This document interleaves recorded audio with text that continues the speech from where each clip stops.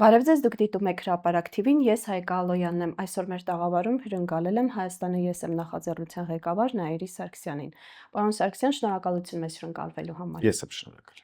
Մեր զրույցը միանգամից կուզենայի սկսեինք Ռուսաստանի արտգործնախարար Սերգեյ Լավրովի Հայաստան այցելությունից։ Երկօրյա աշխատանքային այցով Լավրովը Հայաստանում էր, երկրորդ օրը ասուլիս տվեց, որը ճիշտ է բավականին կարճ տևեց իմ տեսանկյունից,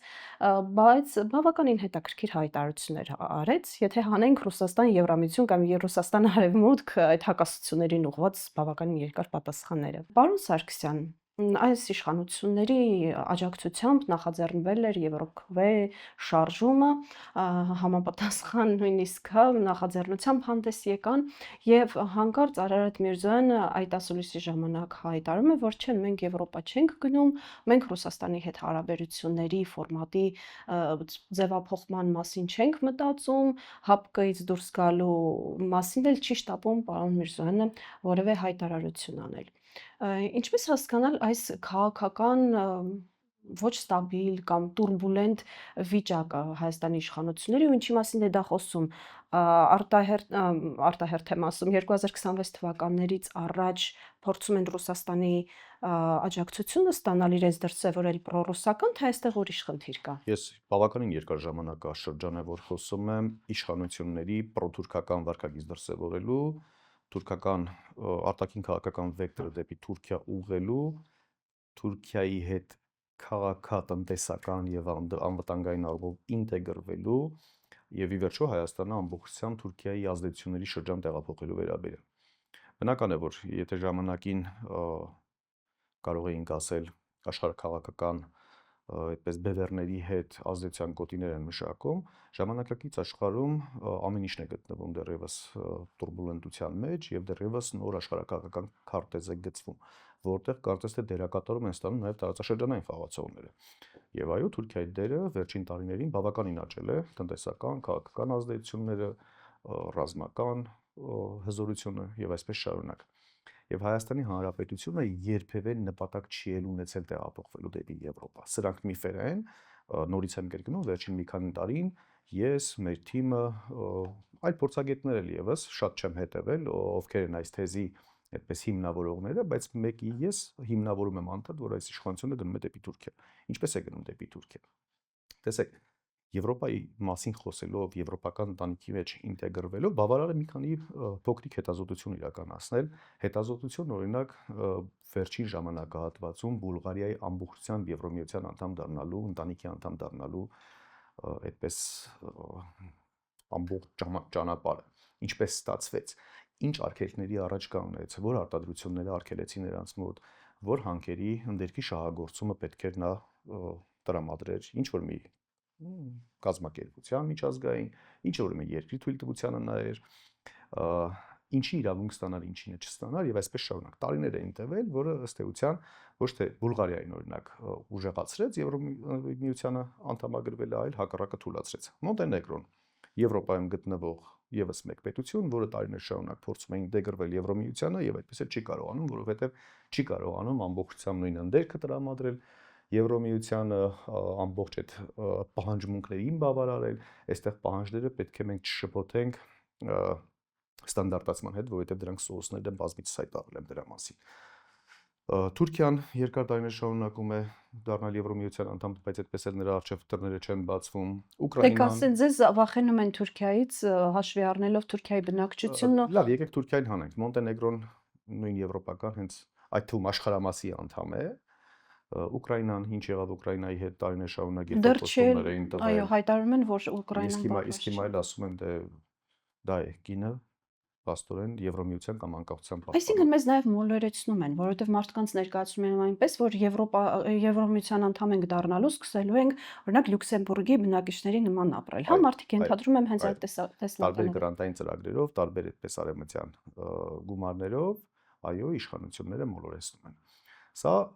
ուրեմն այն առումով, թե ինչպես Եվրոպա աշխարհամասի անդամ հանդիսացող, այսինքն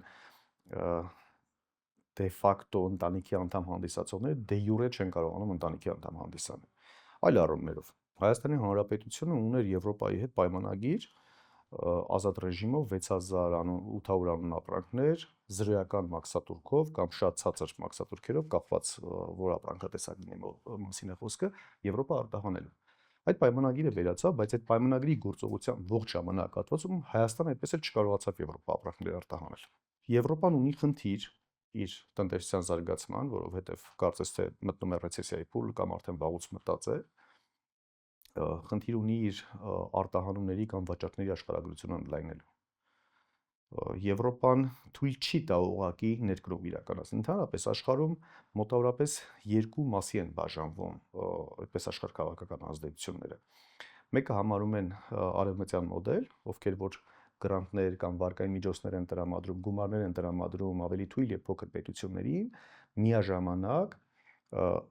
արտահանման արգելքներ են կիրառում, կամ սահմանափակումներ, կամ խոչընդոտներ, դժվարություններ եւ այլն։ Սա արևմտյան վարկագիծն է, ու սա նորմալ վարկագիծ է, որովհետեւ նրանք ազնիվ են իրենց մղումներում, ազնիվ են իրենց պետական շահի գիտակցման տեսանկյունից, իրական հողի վրա աշխատանքի իրականացման գիտակցումից եւ այսպես շարունակ։ Այն պետությունները, որոնք որ ունենում են կառավարիչներ, ովքեր որ որևէ բանից ոչինչ չեն հասկանում, նրանք սովորաբար գայթակղվում են, ընդ որում սովորաբար այս մարդիկ նաև լինում են աղքատությունից եկած մարդիկ, նրանք արագ հարստացման մոլուցքը, իշխանության տրված հնարավորություններից շատ արագ անձնական շահի օգտագործելու մոլուցքը մղում է այդպես հեշտ փողեր աշխատելուն։ Ցավոք սրտի դրա ազդեցությունը մենք մեր վրա տեսնել ենք։ Այո, իհարկե դրա բոլոր ազդեցությունները մի ժողովուրդը զգալու է։ Նրանք գնում են տրվում են գրանտներին եւ նույնիսկ եթե տեսականորեն համարենք, որ հասկանալով են դա անում, իրականում նրանք իրենց բարեկեցությունը ավելացնում են, բայց պետության հիմքերը խարխլում են, թուլացնում են։ Իսկ այս իշխանությունները ընդհանրապես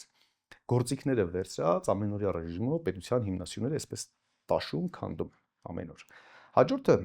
ռուսական մոդելն է, ռուսական մոդելն էլ հետեւյալն է, նրանք չունեն այդ դրամական միջոցները, որը գրանտների տեսքով տրամադրեն կամ չունեն այդ քաղաքականություն, չեմ կարող ասել։ Լավ է, վատ է, սխալ է, ճիշտ է, դնենք մի կողմ։ Իրենք առավել կոպիտ քաղաքականության կողմնակից են։ Չէ, դրանք բայց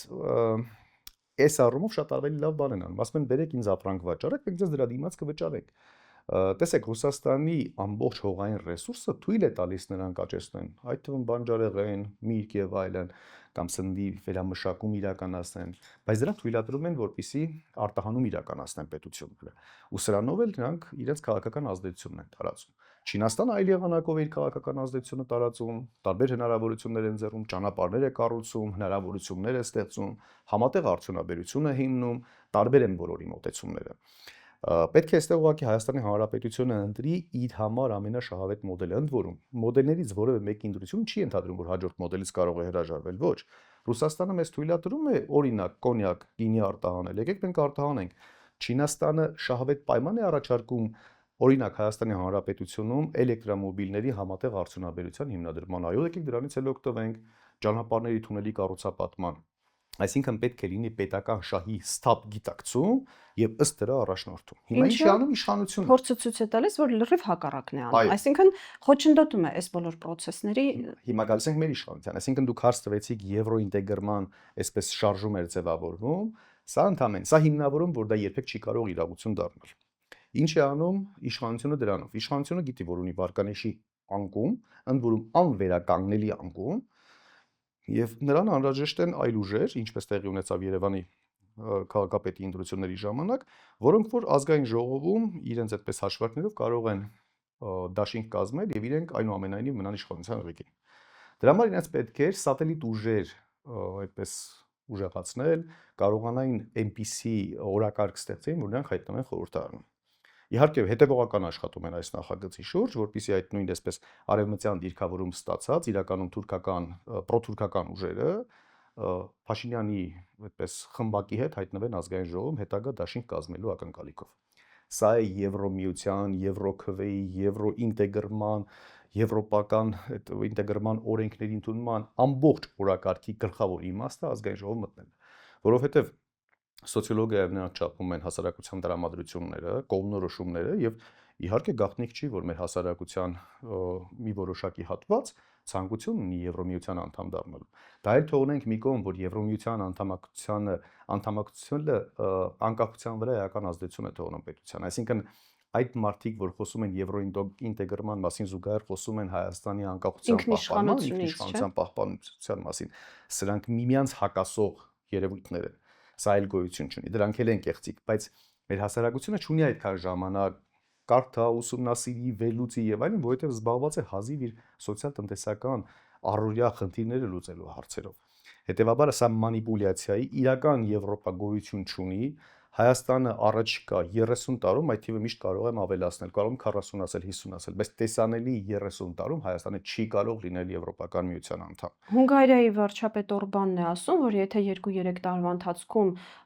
Դակր Կարլսոնի հետ հարցազրույցի ժամանակ է ասել, որ եթե 2-3 տարվա ընթացքում որևէ փոփոխություն շրջադարձային չարվի, ապա Եվրամիության գոյության հարցը հարցականի տակ է դրվելու։ Դա արդեն Եվրոպայից են հայտարարում։ Դրա համար եմ ասում, Եվրոպան ինքը ունի խնդիր իր արտահանման աշխարհագրությունը ընդլայնելու, ուր մնաց թույլատրի Հայաստանը այնտեղ արտահանում իրականացի, այդպիսի բան գոյություն չունի։ Ընդ որում գիտեք ինչ սև գոյություն չունի, որ թող դուրս գա որևէ մեկ իրեն փորձագետ հռչակած եւ ուսումնասիրած հարցի եւ ոչ թե սրանց նման մակերեսային գիտելիքներով նայեն եմ ասում։ Թող դուրս գա մի բարձրաստիճան պաշտոնյա ու այս հարցով գա բանավեճի։ Չկա այդպիսի բան։ Փորձեք, տեսեք, որ չեն կարող։ Կգնան իրենց հավասար ուժերի հետ, այսինքն այնպիսի ուժերի հետ, ովքեր որ չունեն այդ գիտելիքները, չունեն այդ ունակությունները վերլուծելու եւ այլն։ Իսկ իրականությունը Թուրքիան է։ Տեսեք, սկզբից, որպիսի կարողանան Թուրքիայի հետ ինտեգրում անեն Հայաստանի Հանրապետությանն, նրանք խոսում են Եվրոպայի մասին, այսինքն ականջահաճո այն հայտարարություններն են, որ հասարակությունը կողջունի։ Մենք ինքներս ողջունում ենք, չէ, եվրոպական շատ արժեքներ։ Մենք ողջունում ենք նրանց բարեկրթությունը, նրանց մտածելակերպը շատ, բայց չենք ողջունում եվրոպական օրինակ միասեռականությունը, չէ։ Այո։ Կան արժեքներ, որոնք որ ողջ չի կարելի ուղղակի չողջունել։ Շեշտը պարզապես դրվում է սոցիալական կյանքի դրական կողմերի վրա։ Ես էլ շատ կուզենայի արևմտյան զարգացած երկրների բնակիչների նման կյանք վարել, չէի հրաժարվի։ Շատ լավ, բայց հա, ինչպես ասում են, հիմա ինչ կանի Նիկոլ Փաշինյանը, գա X-ում իրականությունը կանգնի եւ կասի ժողովուրդ, այդ որ մենք ասում ենք արևմտյան ինտեգրում, Եվրոմիություն եւ այլն, տարածաշրջանում դերակատարը Թուրքիան է, մենք Թուրքիային նկատի ունենք։ Դուք ո՞նց չեք հասկացել, որ Թուրքիային ենք ասում, այո, բա պետք է Թուրքիայից սահմանն էլ բացենք, այո, բա պետք է Արարատ սարն էլ ջնջենք, Արագածով փոխարինենք, այո, պետք է սահմանադրությունն էլ փոփոխենք, եթե ցանկանում ենք տարածաշրջանում ապրենք, այո, բա պետք է Թուրքիայի անվտանգային համակարգի հետ ենթարկվենք, պետք է բանակը կազմաքանդենք, որովհետև Թուրքիային դուրս չի գալիս, մենք չգիտեմ, գիժ ենք այսքան փոքր պետություն, ավելի սահմանափակ ռեսուրսներ ունենալով դեմ կանգնենք Թուրքիային կամ թեկուզ պատերազմենք Թուրքիայի եւ այսպես շարունակ։ Սրանք ամբողջական շղթայի մասնիկներն են, որի եթե ամբողջական շղթան չի ներկայացում հանրությանը, օրինակ մենք մեր ռեսուրսներով, դուք ընդդիմադիր կամ նեյտրալ լրատվական միջոցները, փորձագետները, որոնք որ չեն հասցնում հասարակության այդքան իրազեկեն, որովհետեւ իշխանական ռեսուրսի դեմ շատ բարդ է կռվել։ Պետական հեռուստաընկերությունների դեմ իշխանական ռեսուրսով քարոզչամեքենայի դեմ չենք խոսում սունկ կայքերն ու յութուբյան ալիքներ ու բլոգերները տարածենք այս իրականությունը, բայց իրանք ինչ են անում։ Նրանց տեխնոլոգիան էլ հետեւյալն է։ Յուրաքանչյուր շղթայից մի կտոր առանձնացնել, այդ կտորը տալ, կարող է կտորը շատ գեղեցիկ է հնչում կամ հնարավոր է շատ գեղեցիկ փաթեթավորել եւ ներկայացնել, բայց ամբողջական շղթայի մեջ ինքը ցույց է տալիս իր չարիք լինելը։ Հիմա իրենց տեխնոլոգիան, այսինքն իշխանության տեխնոլոգիան առանձին կտորներով ներկայացնելն է։ Ամբողջությունը սիրելի հայրենակիցներ, Հայաստանի Հանրապետությունը ամբողջությամբ Թուրքիայի տիրապետության տակ մտցնելն է։ Պարոն Սարգսյան, ես մի պահի վրա կուզենայի ուշադրություն դարձնեինք։ Դուք ակտիվորեն հանդիպում եք փոքր եւ միջին բիզնեսի ձեռնարկատերերի հետ, մարդիկ խնդիրներ ունեն։ Հայաստանում փոքր եւ միջին բիզնեսը փաստացի սպանում են։ Արդյոք սա նաեւ այն հետևողական ծրագրի մի շղթան չի կազմում, որի միջոցով ապահովել են թուրքական բիզնեսի ինտերվենցիան Հայաստան։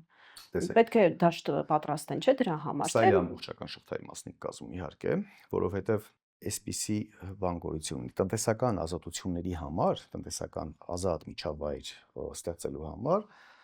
փոքր եւ միջին ձեռնարկությունները դրանք տնտեսության թթվածինն են։ Մոնոպոլիաների ձևավորումը դրանք շնչահեղձության պատճառն են, այսինքն արգելակում են թթվածնի ազատ մուտքը դաշտ շուկա։ Ինչ է անում Նիկոլ Փաշինյանը։ Նախ խախտում է բոլոր իրավական եւ քաղաքական փաստաթղթերը 2021 թվականի ընտրությունների մասնակցության հետ հայտ ներկայացնելու ժամանակ նախընտրական ծրագրում ֆիքսել են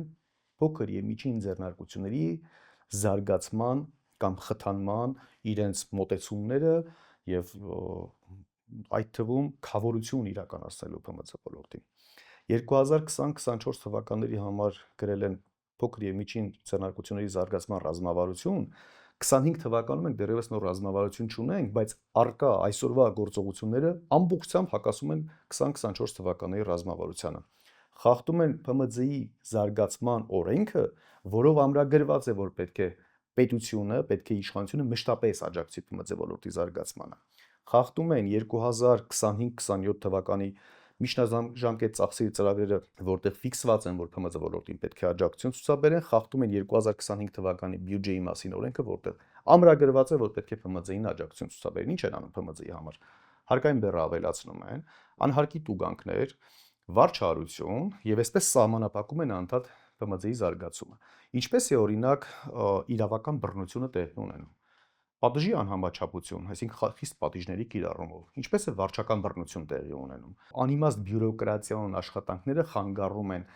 մասնավոր կամ քաղաքացի պետական մարմիններ շփումներ եւ այսպես առաջանում է դեմոտիվացիա նրանց այդ շփումների ինչ որ հարթակ թեկուզ ձևավորելու։ Հիմա գնում ենք հարկային բռնության, սրանք ստեղծում են հարկային բռնություն։ Ինչ են անում դրանով։ Անհարկի հարկային դրույքաչափեր են սահմանում, որոնք որ ընդունելի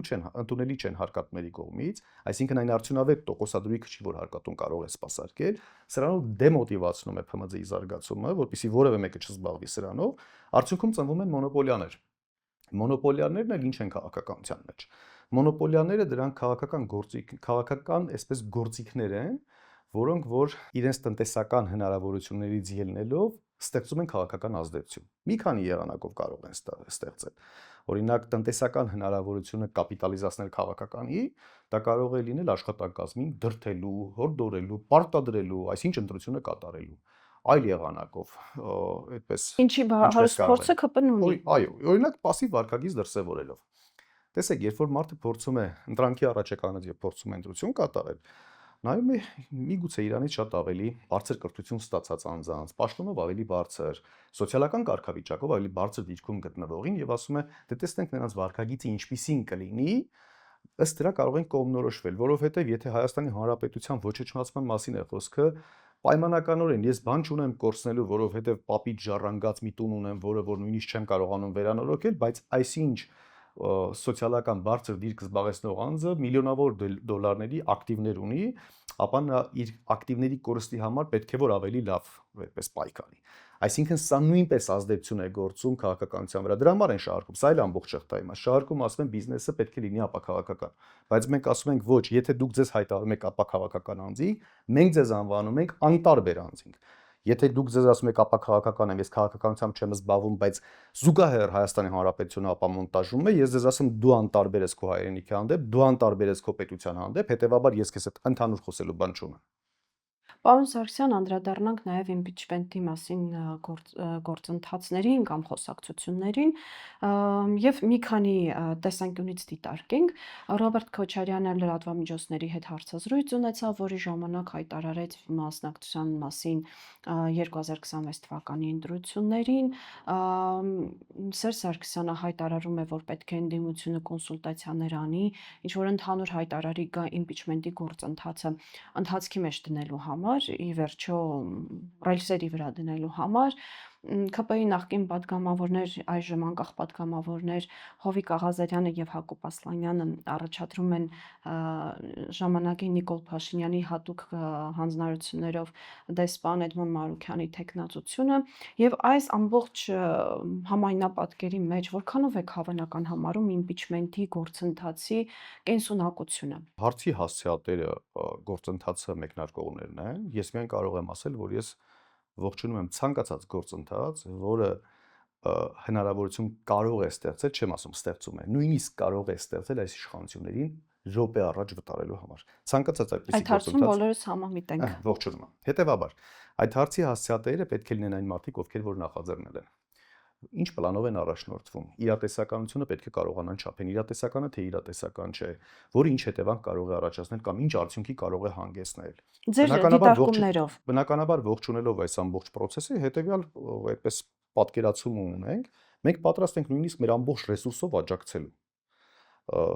եւ երկարաժամկետում, եւ միջնաժամկետում, եւ կայծակնային արագությամբ գործելով այդպիսի պատրաստություն եւ հնարավորություն ռեսուրս ունենք մենք անմիջապես աջակցելու։ Բայց այստեղ մի քանի հավանական սցենարներ մենք կարող ենք դիտարկել։ Տարբերակը, երբ որ падգամավորները միանում են, առաջին հերթին բնականաբար խոսքը վերաբերում է ընդդիմադիր падգամավորներին,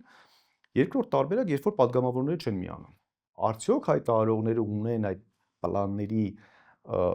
կանխատեսումները խոչընդոտների հաղթահարման ուղիները մշակել են արդյոք թե չեն մշակել։ Եվ ամենագլխավոր հարցը, արդյոք կա այն տեխնացուն, որին առաջին հերթին կրկնում եմ, պետք է ողջունի եւ ընդունի ժողովուրդը, հետո նոր խմբակցությունները կամ падգամավորները,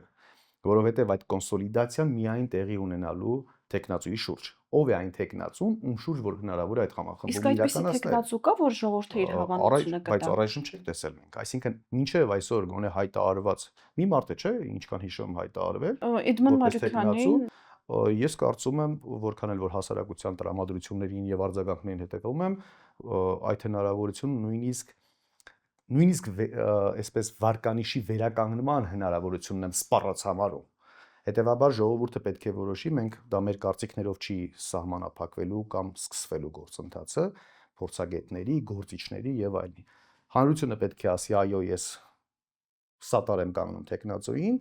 այդ ժամանակ պետք է օրինակ պլանավորման տարբեր սցենարներ մշակել։ Պայմանականորեն impeachment-ի գործընթաց սկսած գործիչները ունենային այդպիսի տարբերակ հանրային ճնշումը կապիտալիզացնելու իշխանապողության հասնելու համար։ Հաջորդը կարող է ունենալ հետևյալ կարծիքը՝ միանգամից հրաժարականի պահանջ։ Այն մյուս հաջորդը, սրանք գիտեք, գլխավոր ռազմավարությունը, եթե ճիշտ մշակված լինի եւ գլխավոր ռազմավարությունը ուղղված լինի Հայաստանի Հանրապետության զարգացմանը, որպես գործիք ընտրված Նիկոլ Փաշինյանի իշխանությանը հեռացնելուն, դրանից հետո տակտիկական, մարտավարական գործողություններ տարբեր կարող են լինել։ Մեկի համոզմունք այլ կերպ կարող է լինել, մեկ այլ ավելի լավ կարող է հիմնավորել։ Սրանց վրա կարծում պետք չի ուշադրություն դարձնել։ Այսինքն պետք է հնարավոր լուծելու տարբերակներ ունենան բոլոր հնարավոր եւ անհնարին իրավիճակների համար։ Նույնիսկ անհնարին իրավիճակների համար։ Պարոն Սարգսյան, այնուամենայնիվ նորից վերադառնալով Լավրովի այցին Հայաստան, արդյոք դա խոսում է այն մասին, որ այս իշխանությունները կարողացան Ռուսաստանին վստահեցնել, որ մենք ձեզ համար ավելի նախընտրելի քաղաքական ուժ ենք, եւ նաեւ Ռոբերտ Քոչարյանի որոշակի պրոռուսական դիրքավորումը, այո, ու ընդհանուր այս ներքաղաքական process-ներում որ ուժն է, որ ավելի շատ տարածաշրջանում ազդեցություն ունեցող պետության կողմից աջակցություն կվայելի, թեկուզ ոչ ուղղակի։ Ինչ է կարծում, ում կողմն է ամենամեծ ազդեցությունը։ Ես հեռու եմ այդ մտքից, որ պետք է մենք դիրքավորվենք կամ գործիչները պետք է դիրքավորվեն, թե ով է իրենց աջակցում, որովհետև իրենց մի աջակցող եւ մի շահառու այսպես անուն կա, դա Հայաստանի Հանրապետության քաղաքացին է։